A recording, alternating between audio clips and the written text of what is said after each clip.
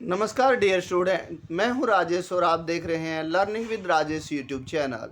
Dear student, जैसा कि आपको पता है +2 क्लास जियोग्राफी से हमने 2 लेसन कंप्लीट कर लिए और मुझे पूरा विश्वास है कि आपको दोनों लेसन अच्छे से समझ आए होंगे। आज हम भूगोल की पाठ्य पुस्तक से लेसन नंबर 3 पढ़ने जा रहे हैं, जिसका नाम है जनसंख्या संगठन। तो सबसे पहले हम जनसंख्या संगठन का अर्थ जानेंगे, क्योंकि लेसन का मीनिंग जाने बिना हम लेसन को अच्छे से नहीं समझ पाएंगे। चलिए शुरू करते हैं आज का काम। जनसंख्या संगठन का अर्थ। जनसंख्या के मात्रात्मक पक्ष जैसे लिंग, आयु, श्रम शक्ति, आवास, साक्षरता आदि तथ्यों का वर्गीकरण करना, यानी उन्हें विभाजित करना और उनका अध्ययन करना क्या कहलाता है? जनसंख्या संगठन कहलाता है। तो आई होप कि आपको इजीली ये पॉइंट भी समझ आ गया होगा कि जनसंख्या संगठन का अर्थ क्या होता है और हम लेसन में क्या क्या पढ़ेंगे। तो हम लेसन में जनसंख्या संगठन के विभिन्न तथ्य जैसे कि लिंग, आयु, श्रम शक्ति, आवास, साक्षरता आदि के बारे में पढ़ेंगे। साधारण शब्दों में अगर मैं आपको समझाना चाहूं तो जनसंख्या संगठन का अर्थ किसी भी देश की जनसंख्या की विशेषताओं से है, मोटे अर्थों में। आई होप कि अब आपको समझ आ जाएगा। मैं एग्जाम्पल से आपको समझाता हूं। मान लीजिए आप व्यूअर भारत देश की जनसंख्या है, तो आपकी क्या विशेषता है? आपका लिंग आपकी विशेषता है, आपकी आयु आपकी विशेषता है, आपका काम आपकी विशेषता है, आपकी साक्षरता आपकी विशेषता है कि आप कितने पढ़े लिखे हैं, कम पढ़े लिखे हैं या ज़्यादा पढ़े लिखे हैं। आई होप कि अब एग्जाम्पल से आपको ये पॉइंट क्लियर हो गया होगा कि किसी भी देश की जनसंख्या की विभिन्न विशेषताएं जैसे लिंग, आयु, श्रम शक्ति, साक्षरता आदि को क्या कहा जाता है? जनसंख्या संगठन कहा जाता है। उसके बाद हम आगे बढ़ते हैं। हमने जाना कि जनसंख्या संगठन में आवास भी शामिल है। अब जनसंख्या का वर्गीकरण, यानी किसी भी देश की जनसंख्या का वर्गीकरण किस आधार पर किया जा सकता है? वो वर्गीकरण बहुत से आधार पर किया जा सकता है, लेकिन आवास के आधार पर भी जनसंख्या का वर्गीकरण किया जा सकता है।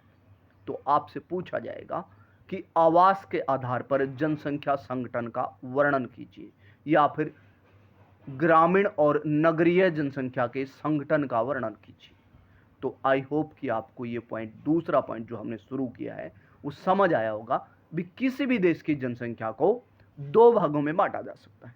कौन सी जनसंख्या? आवास के आधार पर ग्रामीण जनसंख्या और नगरीय जनसंख्या। आवास के आधार पर तो हम जानेंगे कि मान लो हम व्यूअर के ज़्यादातर जो व्यूअर देख रहे हैं उनके घर गांवों में है तो वो ग्रामीण जनसंख्या में आते हैं, अगर वो शहरों में है तो वो नगरीय जनसंख्या में आते हैं। तो आई होप कि आपको दूसरा पॉइंट भी समझ आया कि आवास के आधार पर किसी देश की जनसंख्या को ग्रामीण और नगरीय में बांटा जा सकता है। अब हमें 5 मार्क्स में इसका वर्णन करना है कि ग्रामीण और नगरीय जनसंख्या का संगठन कैसा होता है। तो अब आपको पता ही है कि संगठन मतलब उसकी विशेषता कैसी होती है। तो गांव की जो जनसंख्या है उसमें जो लोग हैं वो ज़्यादातर साधारण, सिंपल, सीधे साधे लोग, यहाँ के दूध दही का खाना, यानी सीधे साधे लोग होते हैं गांवों के। अधिकतर जो लोग हैं वो कृषि कार्यों में लगे होते हैं और सामाजिक रूप से सुदृढ़। अब सामाजिक रूप से सुदृढ़ का मतलब है कि उसमें सोसाइटी यानी एकजुटता की भावना पाई जाती है। एक दूसरे को देखकर खुश होते हैं, एक दूसरे के काम में हाथ बटाते हैं, एक दूसरे के सुख दुख में शामिल होते हैं, इसलिए उन्हें सामाजिक रूप से सुदृढ़ कहा गया है। और विश्व में एशिया, अफ्रीका, लैटिन अमेरिका यानी कैरिबियाई द्वीप समूह के, जिसके बारे में आपने कक्षा 10 में पढ़ा होगा, पहले भी पढ़ा होगा, वहां पर जो लोग हैं वो ज़्यादातर ग्रामीण परिवेश के पाए जाते हैं, यानी वहां पर आवास ज़्यादातर ग्रामीण है। और ज़्यादातर जो ग्रामीण जनसंख्या है वो कृषि प्रधान देशों में पाई जाती है, और कृषि प्रधान देश ज़्यादातर एशिया में है, अफ्रीका में है और लैटिन अमेरिका में। आई होप कि आपको ग्रामीण जनसंख्या की विशेषताएं समझ आ गई। उसके बाद शहरी जनसंख्या की विशेषताएं। शहरों में लोग ज्यादातर खुद का रोजगार यानी स्वावलंबी भी होते हैं और उद्योग और व्यापार आदि गतिविधियों से ज्यादातर जुड़े होते हैं। सामाजिक संबंध कम विकसित होते हैं उनके, यानी कहने का मतलब हम कहें पड़ोसी के चाहे कुछ हुआ हो उनसे कोई लेना देना नहीं है उनको, अपने काम से मतलब। यानी कहने का मतलब शहरी जो नगरीय लोग होते हैं वो सामाजिक रूप से कम सुदृढ़ पाए जाते हैं, यानी समाज के बारे में उन्हें कोई लेना देना नहीं है। उसके बाद उनका दृष्टिकोण ग्रामीणों से अलग, ग्रामीणों का से अलग है, इसलिए वो पड़ोसी को वैसे ही छोड़ देते हैं। यानी जनसंख्या के बारे में या दूसरे लोगों के बारे में उनकी सोच गांव के लोगों से बिल्कुल भिन्न है। गांव के लोग तो ये सोचते हैं भाई साहब इसको भी आगे बढ़ाना है, लेकिन शहरों में लोगों का दृष्टिकोण गांव वालों से अलग है, खुद बढ़ना है चाहे दूसरों को कुछ हो जाए। चलिए हम आगे बढ़ते हैं। यूरोप, उत्तरी अमेरिका, ये मैं उदाहरण के द्वारा समझा रहा हूं, ऐसा किसी पर विशेषता लागू नहीं। यूरोप, उत्तरी अमेरिका, ऑस्ट्रेलिया जैसे जो महाद्वीप हैं उनमें ज्यादातर जो जनसंख्या है वो शहरी जनसंख्या पाई जाती है। अब शहरी जनसंख्या क्यों? क्योंकि इनमें ज्यादातर औद्योगिक राष्ट्र हैं, इंडस्ट्रियल कंट्रीज हैं, वहां पर उद्योग बहुत ज्यादा है, इसलिए वहां पर शहरी जनसंख्या ज्यादा पाई जाती है। अब जाते जाते इसी पॉइंट में नगरीय वृद्धि के कारण पढ़ेंगे हम कि ऐसा क्यों है कि चाहे वो भारत हो या फिर यूरोप, उत्तरी अमेरिका और ऑस्ट्रेलिया के देश हों, वहां पर जनसंख्या नगरों में, शहरों में क्यों ज़्यादा जा रही है। पहले लेसन में भी हमने जाना था, लेकिन यहाँ पर भी जान लेते हैं कि ज़्यादा हमने देखा कि स्त्रियों का काम के लिए प्रवास होता है, क्योंकि देखा होगा यूरोपियन कंट्रीज़ में तो महिलाएं ज़्यादा पढ़ी लिखी हैं, इसलिए वो गाँव में से शहरों की तरफ ड्यूटीज़ के लिए, अपने काम के लिए, जॉब के लिए जाती हैं। जाति यहाँ पर भी हैं, लेकिन भारत में हमने देखा कि ज़्यादातर ग्रामीण परिवेश की महिलाएं शहरों में काम के लिए, घरेलू काम के लिए प्रवास करती हैं, इसलिए शहरों की जनसंख्या बढ़ रही है और शहरों में सुविधाओं की भी बढ़ोतरी हो रही है, जिसकी वजह से भी नगरीय जनसंख्या बढ़ रही है विश्व में। आई होप कि आपको आज का ये दूसरा पॉइंट इजीली समझ आ गया होगा। चलिए आगे बढ़ते हैं। आयु संरचना आज का हमारा तीसरा मेन पॉइंट है, आयु संरचना।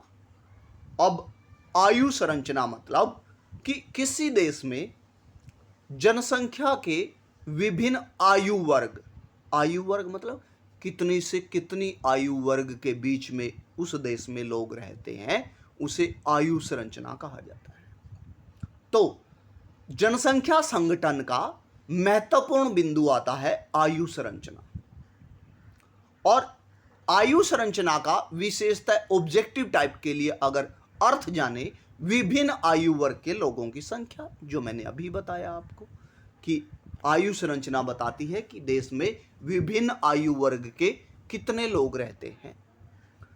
आयु संरचना के तहत जनसंख्या को 3 भागों में बांटा जा सकता है विश्व में, चाहे कहीं पर भी। तो 3 भाग कौन से हैं?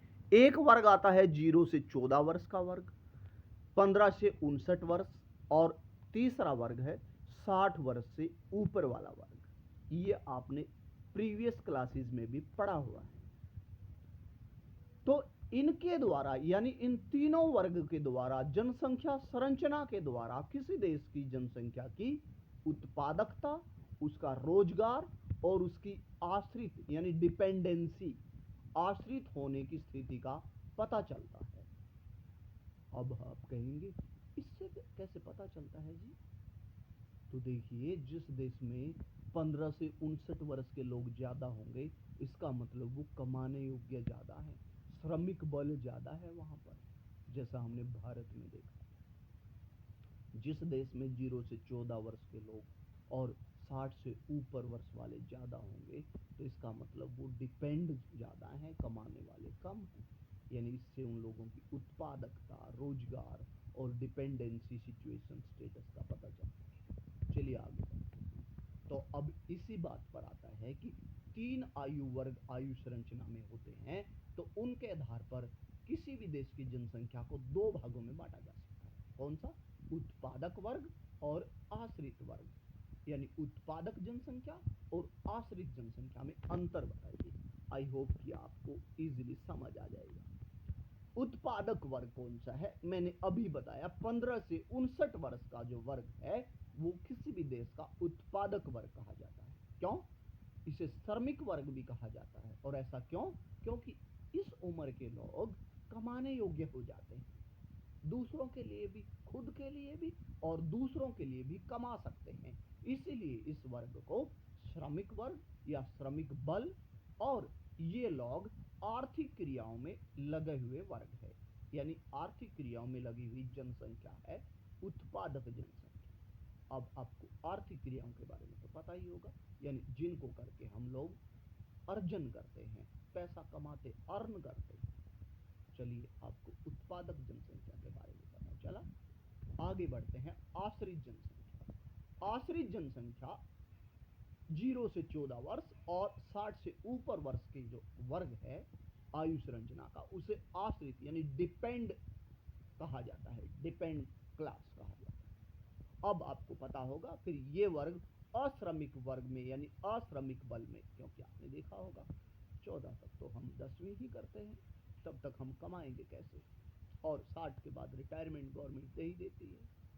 तो यानी कि इन वर्ग को हम अश्रमिक बल कहेंगे, अश्रमिक वर्ग कहेंगे, और ये लोग आर्थिक क्रियाओं में योगदान ज्यादा नहीं देते। आगे बढ़ते हैं आयु संरचना को प्रभावित करने वाले कारक। अब जैसा कि मैंने आपको पहले बिल्कुल हम सीक्वेंस में, ताकि हमारा लेसन अच्छे से समझ आए, हमने पढ़ा आयु संरचना क्या है, फिर आयु संरचना के वर्ग। अब हम जानेंगे कि किसी देश में 0 से 14 साल के ज्यादा लोग होंगे या 60 से ऊपर वाले ज्यादा होंगे या 15 से 59 वर्ष के ज्यादा लोग होंगे, ये किस बात पर डिपेंड करता है, यानी इनको प्रभावित करने वाले कारक कौन कौन से हैं। तो हम जानेंगे कि जन्म दर आयु संरचना को प्रभावित करती है। अब आप देखेंगे कि अगर किसी देश में बच्चे ज्यादा जन्म लेंगे तो फिर 0 से 14 वाले ही ज्यादा होंगे, बिल्कुल होंगे। इजीली समझ आ गया आपको पॉइंट। तो ऐसे में क्या होगा, निम्न वर्ग तथा युवा वर्ग ज्यादा होगा, जहां पर जन्म दर ज्यादा होगी। धीरे धीरे फिर वो जो निम्न वर्ग है वो युवा वर्ग में बढ़ता चला जाएगा। उसके बाद एशिया, अफ्रीका और लैटिन अमेरिका वाले जो हैं, यानी जिन देशों में कृषि ज्यादा होती है, अभी थोड़ी देर पहले हमने पढ़ा था, जिनमें ग्रामीण जनसंख्या ज्यादा है, तो वहां पर जन्म दर भी ज्यादा है। और इसका मतलब आप क्या समझे, जन्म दर ज्यादा तो निम्न दर, और यानी निम्न वर्ग बनेगा, निम्न वर्ग से फिर कमाने वाला वर्ग बनेगा। कहने का मतलब है जिनमें जन्म दर ज्यादा होती है उन देशों में श्रम बल भी ज्यादा होता है। जैसा आप भारत में देख रहे हैं, जन्म दर सुधर रही है, और जिस वजह से भारत में श्रमिक वर्ग, जो अभी जस्ट थोड़ी देर पहले आपने पढ़ा, 15 से 59 वर्ग बढ़ता जा रहा है। पिरामिड में हम आगे बढ़ेंगे कल वाली वीडियो में आगे। तो ऐसे में क्या होता है, अगर जन्म दर कम हो जाए तो फिर ये वर्ग कम हो जाएंगे और वृद्ध ज्यादा हो जाएंगे। यानी अगर देश में बच्चे जन्म ही कम लेंगे तो फिर क्या होगा, आगे वाले जो युवा वर्ग है उनकी उम्र बढ़ती चली जाएगी और वो वृद्ध वर्ग में शामिल होते चले जाएंगे। ऐसा होता है। उसके बाद मृत्यु दर भी आयु संरचना को प्रभावित करने वाला मुख्य फैक्टर है। तो मृत्यु दर कैसे, अगर मृत्यु दर कम होगी, जैसे हम देख रहे हैं मृत्यु दर कम है, जन्म दर ज्यादा है, तो क्या होगा, वही फिर पॉइंट, निम्न वर्ग बढ़ेगा और युवा वर्ग बढ़ेगा। तो हमने जाना कि जिस देश में मृत्यु दर कम होती है, यानी मृत्यु दर भी किनकी, शिशु मृत्यु दर अगर कम हो तो क्या हो जाएगा, निम्न वर्ग जो है वो ज्यादा हो जाएगा, यानी जन्म ही जन्म लेंगे, फिर उनकी उम्र आगे बढ़ती चली जाएगी। उसके बाद वृद्धों की मृत्यु, यानी वृद्ध मृत्यु दर यदि कम होगी तो फिर क्या हो जाएगा, उनकी संख्या, वृद्धों की मृत्यु दर कम होने पर उनकी संख्या बढ़ जाएगी। यानी बूढ़े मान लो हमारे देश में 100 हैं, अगर मरेंगे ही 5 या 4 तो 95, यानी उनकी संख्या फिर क्या होगा, पहले वाला वर्ग भी वृद्ध वर्ग में शामिल होता चला जाएगा और वृद्ध वर्ग बढ़ता चला जाएगा। आई होप कि आपको ये पॉइंट भी इजीली समझ आ गया। तो आई होप कि आज का सेशन आपको अच्छा लगा होगा। यदि आप मेरे यूट्यूब चैनल पर नए हैं तो please subscribe the channel, like and share also. Thank you and have a nice evening. जय हिंद, वंदे मातरम।